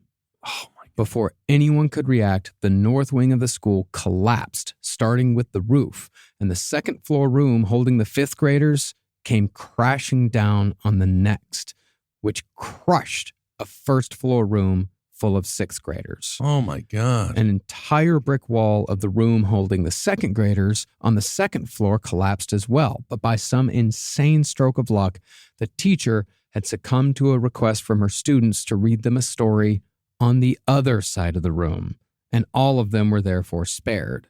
Wow. But just as the first set of explosives set up by Andrew Kehoe were going off at the school, a utility worker named Oscar Bush noticed that the Kehoe farmhouse was on fire. Bush ran into the house to see if anyone needed saving, but was instead met with a bundle of dynamite. Yeah, dude, this sent shivers up my spine. He walked in, he saw the bundles of dynamite. They pulled him out. They pulled out the dynamite, but then all of a sudden it's just poof, poof. Jeez. As the other structures started blowing up. So scary. Yeah, as Bush and his neighbors who'd shown up to help quickly fled, because they didn't get all the dynamite out. There were 18 sticks in there. Jeez. Andrew Kehoe's farmhouse exploded along with the sheep house, the barn, the tool shed, and the hog house. And as those neighbors watched, Andrew Kehoe came driving through the smoke like a ghost and told everyone that they'd better get themselves to the school. Kehoe then sped off towards town. He's fucking scary as fuck in this scene. Because he literally been like, I like you guys. All right? I like all you guys. It was really fun. Like they're watching his home explode as he's like smiling at them, just being like, see you at the school. And then, oh my God. Well, he tells them to get to the school because Kehoe's got one more thing to do. Now, back at the school, the entire north wing was in ruins, but that had been the only part of the T-shaped building that had collapsed. But because it was more of a collapse than an Oklahoma City-type explosion, dozens of the school's youngest children could be heard calling from under the wreckage. They had not been killed by the blast. The biggest obstacle was that many were trapped under the heavy roof that had collapsed above them, so rescuers could see arms, legs, and heads of still living children sticking out from the rubble, covered in dust, plaster, and blood. And while some were rescued, those who didn't make it, including a girl who'd been crushed from the waist up by a piece of masonry, and a boy whose head had been severed by a fallen beam, dang, they were laid on a grassy knoll that came to be known as Hospital Hill. To try and remove the roof, a rescuer named Monty Ellsworth drove out to his farm to fetch some rope. And that's when he saw Andrew Kehoe driving in the opposite direction towards the school. From what Ellsworth could make out, Kehoe's face was, quote, contorted into a ghastly grin like the rictus of a corpse.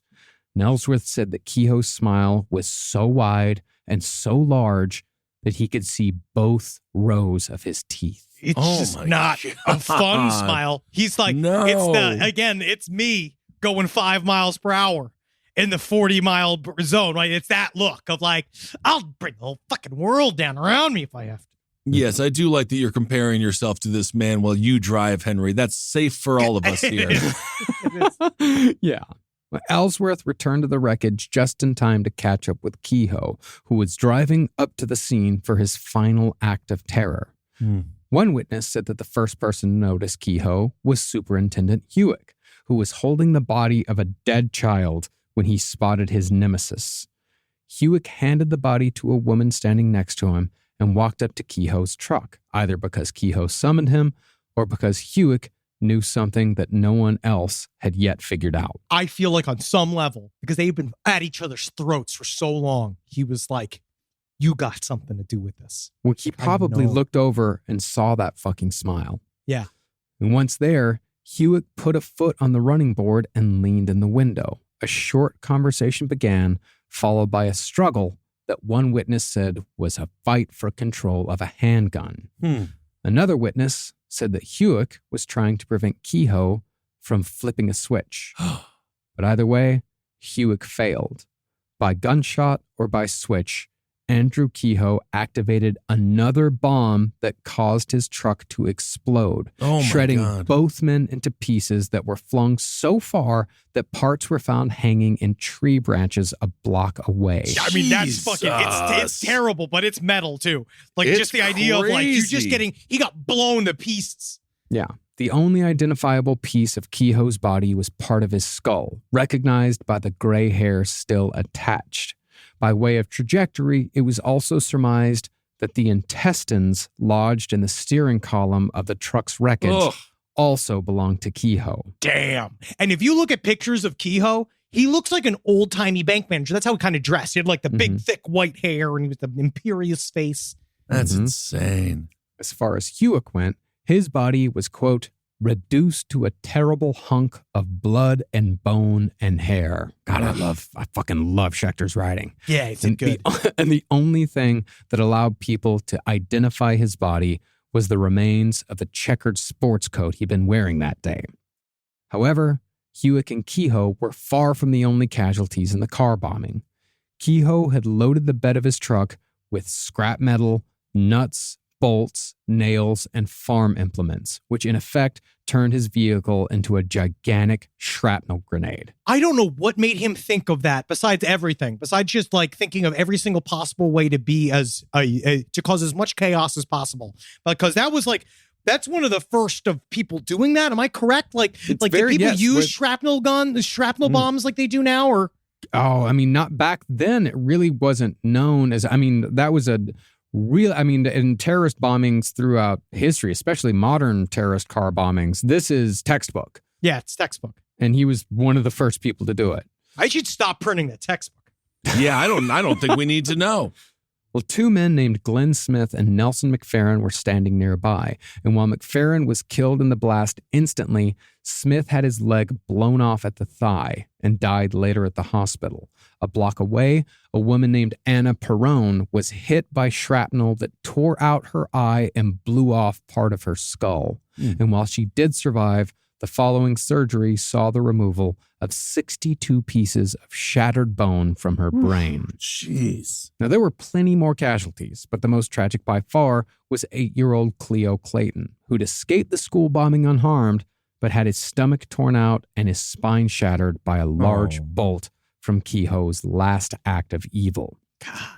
15 minutes later, the authorities showed up en masse. And this, by the way, this is before the fucking fire department even showed up. Yeah, man. It's like the place blows up, it collapses, people are trying to dig kids out, Kehoe shows up and explodes the car. It's like 15 minutes. It's like 15 minutes, yeah. Yeah.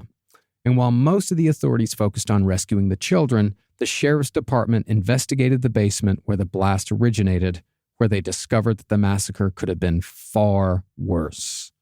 They immediately saw several unexploded sticks of pyritol jutting out from the broken plaster that had fallen from the ceiling, and a wire was running from the explosives to an unknown source.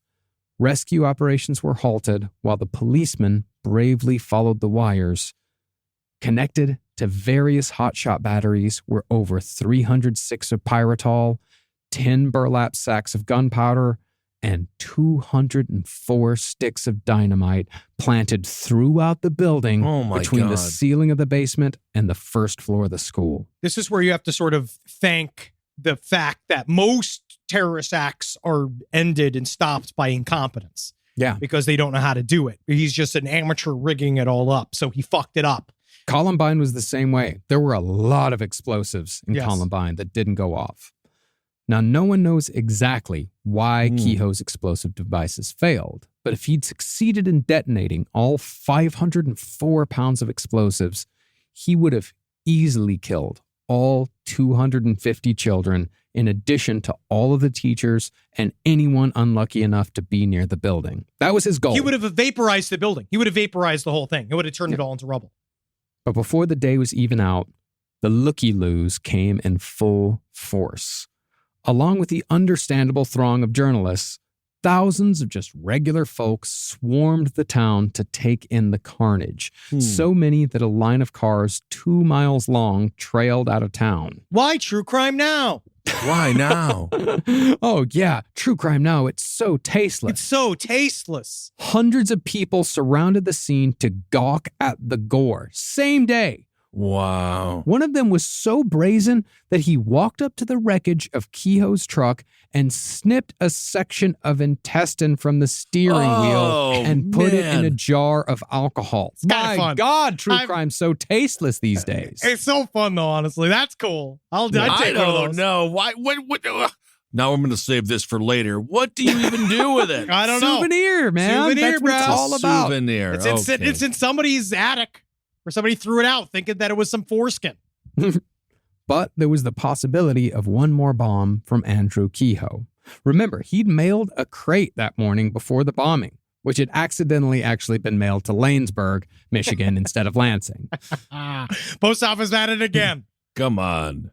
But instead of explosives, authorities found a passive-aggressive collection of documents and account books showing off Kehoe's talents as a bookkeeper, complete with a resignation letter that said, quote, I am leaving the school board and turning over to you all my accounts. Just had to show how fucking smart he was one last time. Little one. One last how little smart piece he of was at such a mundane task. And just being bitter as fuck. It's his BTK cereal boxes. It's that style of like, and I'm being funny about it. And I'm resigning. Wow, what an asshole. Eventually, though, someone thought to inquire about just where the hell Andrew Kehoe's wife, Nellie, was. It was assumed that she died in the explosion at the Kehoe farm, and when the debris from the fire cooled down the next day, those suspicions were confirmed. Andrew Kehoe's wife had been his first victim when he crushed her skull with a blunt object. Remember, she was about to be dead. Yeah. You know what I mean? She was sick. Probably had tuberculosis, they thought. Yes. But again, that was another one of his grievances. Yes. That he had to deal with this sick wife who was dying and caught. But that's the thing. It wasn't even that she was sick. It wasn't even that she was sick. That wasn't even what bothered him. What bothered him is that it was costing him money. Yes. Her corpse had been lashed to a 2-wheel hog cart and piled with family silverware, Nellie's jewelry, bills from her frequent hospital stays, and their marriage license. He then doused the whole thing with kerosene and lit it on fire. Yeah, man. Jeez. Overkill. Oh, and it went even further than that. He murdered his 2 remaining horses by binding their legs with wire before burning down the barn. God. And he destroyed a young grove of trees by stripping off a band of bark around the base of each one. And that took hours. That takes hours to do it. Yes. My God. And to make sure no one benefited from his death, he dynamited all of his farm equipment. Yep. Well, there you go. That's the asshole. final insult. Pure asshole. The only thing that wasn't destroyed was the hen house, but that only survived because Andrew Kehoe's incendiary device hadn't worked on that building. By looking at the apparatus, investigators discovered that Kehoe had destroyed everything on his farm all at once by connecting fire bombs to a single electrical switch. See, what I would have done is that you steal one of those chickens, build those chickens as Andrew Kehoe's miracle chickens that lived their own thing, who figured out how to flip it in reverse at the miracle chicken. They undetonated, how's the term? Their bomb, right? And save themselves. ultimate hostage negotiating chickens. That's a miracle egg. What you're eating right there is actually a miracle egg. Chicken, yeah. It's a miracle. It tastes so good, right? We killed it. Snapped his neck. Mm-hmm. But perhaps what truly places Andrew Kehoe in the whiny dickhead Hall of Fame was what he'd painted on a sign at the edge of his property. Stenciled in crude black paint, Kehoe had written, "Criminals are made, not born." Yeah, what if I just kill this guy again? I want to put him back together and then I want to kill him. Well, no, it's the same thing as Marvin Heemeyer had said. It's the whole, sometimes a reasonable man is driven to do unreasonable things. Yeah, buddy, I've seen some recent TikTok videos of people saying that, mostly while they're in their car. Very much wearing very stupid hats with long beards. Mm-hmm. Yeah, of course, he's implying that it was the people of Bath who had driven him to such madness. You did this to me. If it wasn't for the Batman, there would be no reason for me to be here. Now, one question that may be going through your head at this point is why the fuck haven't you heard about 35 children and 7 adults being murdered by a libertarian madman in a school bombing before now? Well, let's not put any political credence into anything that he says. Close. I feel like if he was truly these people, no, I know, but I don't think he's to pay I mean, I don't even know taxes. the Libertarian Party is in total and complete utter shambles. But I would say he held political office, which by nature then cancels out any libertarianism. If that would indeed be so winning because an you election. have to be so anti-government. If holding office cancels out libertarian, why is there even a libertarian party? Buddy, the Libertarian Party it's like if the Libertarian Party is the school, right? Yeah, and now it's in shambles and it's covered in blood and it's full of It is for free water bottles. You get your face on a poster, which they love. And then it's how you meet other unwashed men in a conference room. Well, as to why you've never heard about this, the answer is as simple as Michael Jackson. Huh? Did it get? I'm just so happy to send so many more children up to heaven so I could see him there. Well, they wouldn't even be of that age. Michael! By the way, you overshot your fucking Michael Jackson quota last week by like 9 jokes. Come on. So many jokes. So many Michael Jackson jokes that were just uncalled for. Y'all don't know. Well, I didn't bring up Michael Jackson so you could make more pedophile jokes. I don't know what to say. Well, then why did you bring him up, Marcus? He should have done it. Criminals are made, not born. He should have not have molested those children, and I would have to do this content. Uh-huh. Well, just as Michael Jackson's death swept away the 2009 Iranian election protests, just when America was finally starting to pay attention to something in the Middle East that didn't directly involve us, so too did the Bath School Massacre disappear from the headlines when Charles Lindbergh made the first solo transatlantic flight in history. You tell me a flight sucked up all the oxygen for this? He literally sucked it up. I mean, flying across the first transatlantic solo flight in history, it was as big of a deal as the moon landing. I mean, it was insane that somebody had managed to do this. And it gave the pilot the confidence to be an American Nazi later on. And that's what it takes. That's what he takes, is that type of confidence. The death of Michael Jackson did cover up a lot of things, including Farrah Fawcett's death. And sometimes we need to honor Farrah, don't we? Yeah. I think about her every time I masturbate. All right. Okay. So instead of being a point of national mourning or possibly a point of national conversation, Bath became a local macabre tourist destination. What? The summer of 1927 saw the descent of an estimated 85,000 tragedy tourists who were described by journalists as, quote, sniffing like ghouls at this town of dead children. I mean, I have spent an inordinate amount of time in front of OJ's old house, but I don't go close. Yeah. No, I know. It's bizarre. This didn't happen. Like 9/11, I'm thinking 9/11, that was an explosion. I don't think there was that kind of tourism. Was there? Columbine? I mean, Columbine, I don't think there was. Oklahoma City bombing, there was a little bit, but it wasn't more macabre. It wasn't as, this is just a different time period. Again, this is local. crazy. Like, it's local. Yeah, I know my dad went and like saw the ruins of Oklahoma City, but that was just because he was in town and he happened to be in town and was, curious. I mean, hell, I went and looked when I first came to New York for the first time in like 2002. I went and looked at the hole. Oh, yeah, of course. The 9/11 hole. I mean, it's, people are curious, but this is beyond. A local cobbler said that tourists would fight for parking spaces near the house that lost the most children. Oh, my God. Then they would trot down to the schoolhouse to carry away bricks and write their names on blackboards in the same rooms where children had been killed. Technically, this is the incredible beginning to a horror movie. Yeah. That hasn't happened yet. Yeah. Surprisingly, one of the first responders on the scene, Monty Ellsworth, profited off the disaster by putting together a commemorative booklet that he sold to tourists for $1.50 apiece. It's called It's a School No More. And you show up here, it used to be a school, now it's dirt. You buy this book, it's $1.50. You'll learn everything you need to know about how a school can turn to dirt. I mean, it just makes me think that they could have just offset the school taxes with something like a good magazine sale, a book sale. You're talking, again, sensible. You're talking about sensible building, community building, and awareness.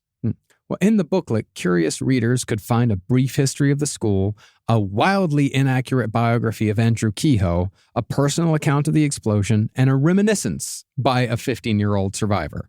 I didn't like it, she says. Now, as far as how the rest of the country reacted to Bath, most of the people who actually remembered it and talked about it were the worst people our country had to offer. And they all tried to use it to further their own agendas, just like the worst people our country has to offer do today anytime there's a tragedy. We ain't never done changed, bro. A local minister tried blaming the massacre on the sins of modern society. The KKK tried blaming it on Kehoe being Catholic. That's the craziest part about the KKK. That's when they were so unbelievably racist. If you were Catholic, you weren't Catholic. They hated Who was it? I don't even understand. How do they even mean, get enough to collectively have a group? I don't know. White and Protestant, man. There was a lot of them. There were quite a few just white Protestant people. And eugenicists tried saying that Kehoe possessed a Neanderthalic hereditary taint that caused him to commit these atrocities. Wait, they're blaming the perineum on this? Is that what they're saying? The skin flap between the balls and the asshole? You would also say stain, but taint is better. Taint. I like taint a lot more. Oh my! What we need to do is start arming the building. You see, actually, that's what happened. That's what he did. Oh, never mind. Oh God.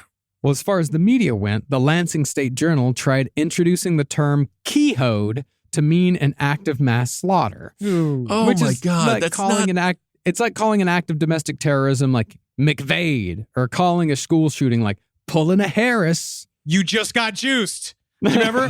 I do know just got juiced. Yeah, you got juiced. Thankfully, though, Kehoed never caught on. And similarly, the Bath School Massacre never caught on either.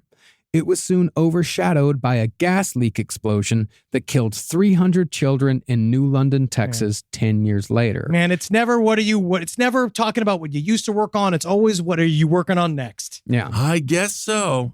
And it was mentioned only briefly during the coverage of the Columbine and Sandy Hook massacres.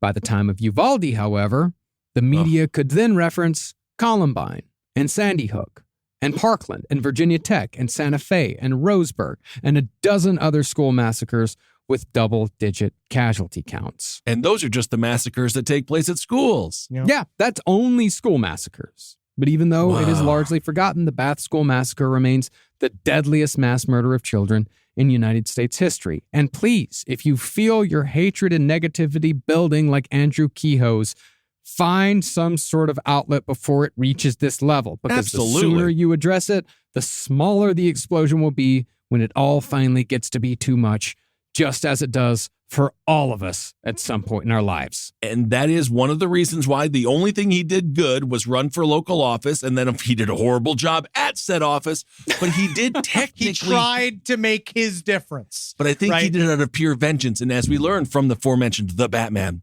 in the beginning he says, I'm vengeance, but at the end, one of Riddler's cronies says, I'm vengeance, and then the Batman realizes he also needs to help. See, Robert Pattinson does teach. I love Robert Pattinson. And I would also say, build a killdozer, but as an artistic project. Yeah. Like, build one, spend a year building a killdozer. You can write a funny manifesto about how you want there to be free gummy worms for everybody, right? Do something like fun, and then you drive it in the local parade. And then what you get then is the fun tension of, is he going to use it to kill everybody today? Right. But you could say like, no, I'm like God. You can get your God fix by saying, I choose to spare all of you. We didn't even talk about parade massacres. We didn't. Nope. Or office massacres or concert massacres or any Well, of the I don't others. like a bit of this. I don't like it at all. Sports massacres. And that's it. That's the Bath School All right. Massacre. Hey, well, man. thank you for shedding some light on that horrific fucking story. Very scary. My God. Long time ago, but it's still right around the corner. So again, check in with your local loners. Bring them some muffins. Just say hi. You know what I mean? But then they're just not going to like the muffins and be like, chocolate chip. Be like, I'm trying to lose weight. I tried. Yeah. Yeah. And if you feel your hatred and negativity building and building and building, address it. Talk about it. Work on it. Play Call of Duty. Just play Call of Duty like what all the kids do now. Become a radio Work host. on it. Address it. Yeah. Talk into a microphone. It helps. Do something else besides, Well, killing don't 35 spread children. your hate into microphones either, because it turns out there's a lot of morons out there. They that weaponize take you way too seriously. It is well. really All difficult. right, everyone. Just when you thought the era of American violence was something fresh, hip, and new, turns out it's the old grand old flag itself. Yep, it really is. That's not reassuring at all. And are you mighty?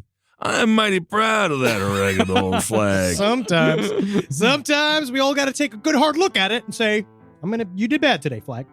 But November 18th, 19th, we're coming to Grand Rapids and Indianapolis. But because Marcus Parks really is suffering from his long COVID thing, we want him to be healthy. Kissel and I are going to be doing the show, just boys. Just the boys. Two little boys are doing these shows. We want you to know up front, but we're going to be bringing some special guests because it takes more than one person to replace Marcus Parks. Oh. But it's going to be the same exact. We're going to have fun. We're going to do the thing. They're gonna do great. They're gonna do fucking. Yes. You guys are gonna fucking kill it. Thanks to everyone for being patient about it and being understanding about me taking care of myself and taking care of my health. You've been working so hard. I gotta put a pause on live performance for a little while. Yes, because Europe was really, really difficult. We had a lot of fun, but by the end, we were all wiped out. But now we're back in the pocket. Thank you guys for being fucking cool. And next week, we're getting back to our roots. Absolutely. I'm very excited. We're gonna doing some interesting stuff and then involving some of our favorite characters of all time. Oh, fantastic. And of course, we'll be covering, what was an old TV show? Happy Days. That fantastic We're covering the Fonzie. show Happy Days. We're going to cover Fonzie. What did he do? And why was he in his 40s and hanging out in high school? All right, everyone. If you aren't feeling well out there, hang in there, please, and just keep on doing the best you can. Thank you all so much for listening. We can't wait to see you on the road. And again, thanks for supporting the show so much all over the network. We love Hail yourselves. Hail Satan. Hail Oh, really nailed that one. Hail Keen. Hey, won't you spare a hail me? Won't you? Please spare hail me for the soil. That's nice. That's nice.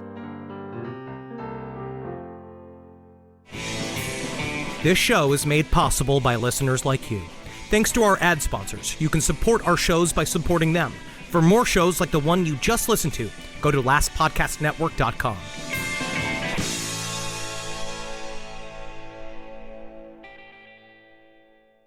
Hi, listeners. Marcus, Ed, and Henry here with a little bit of an announcement.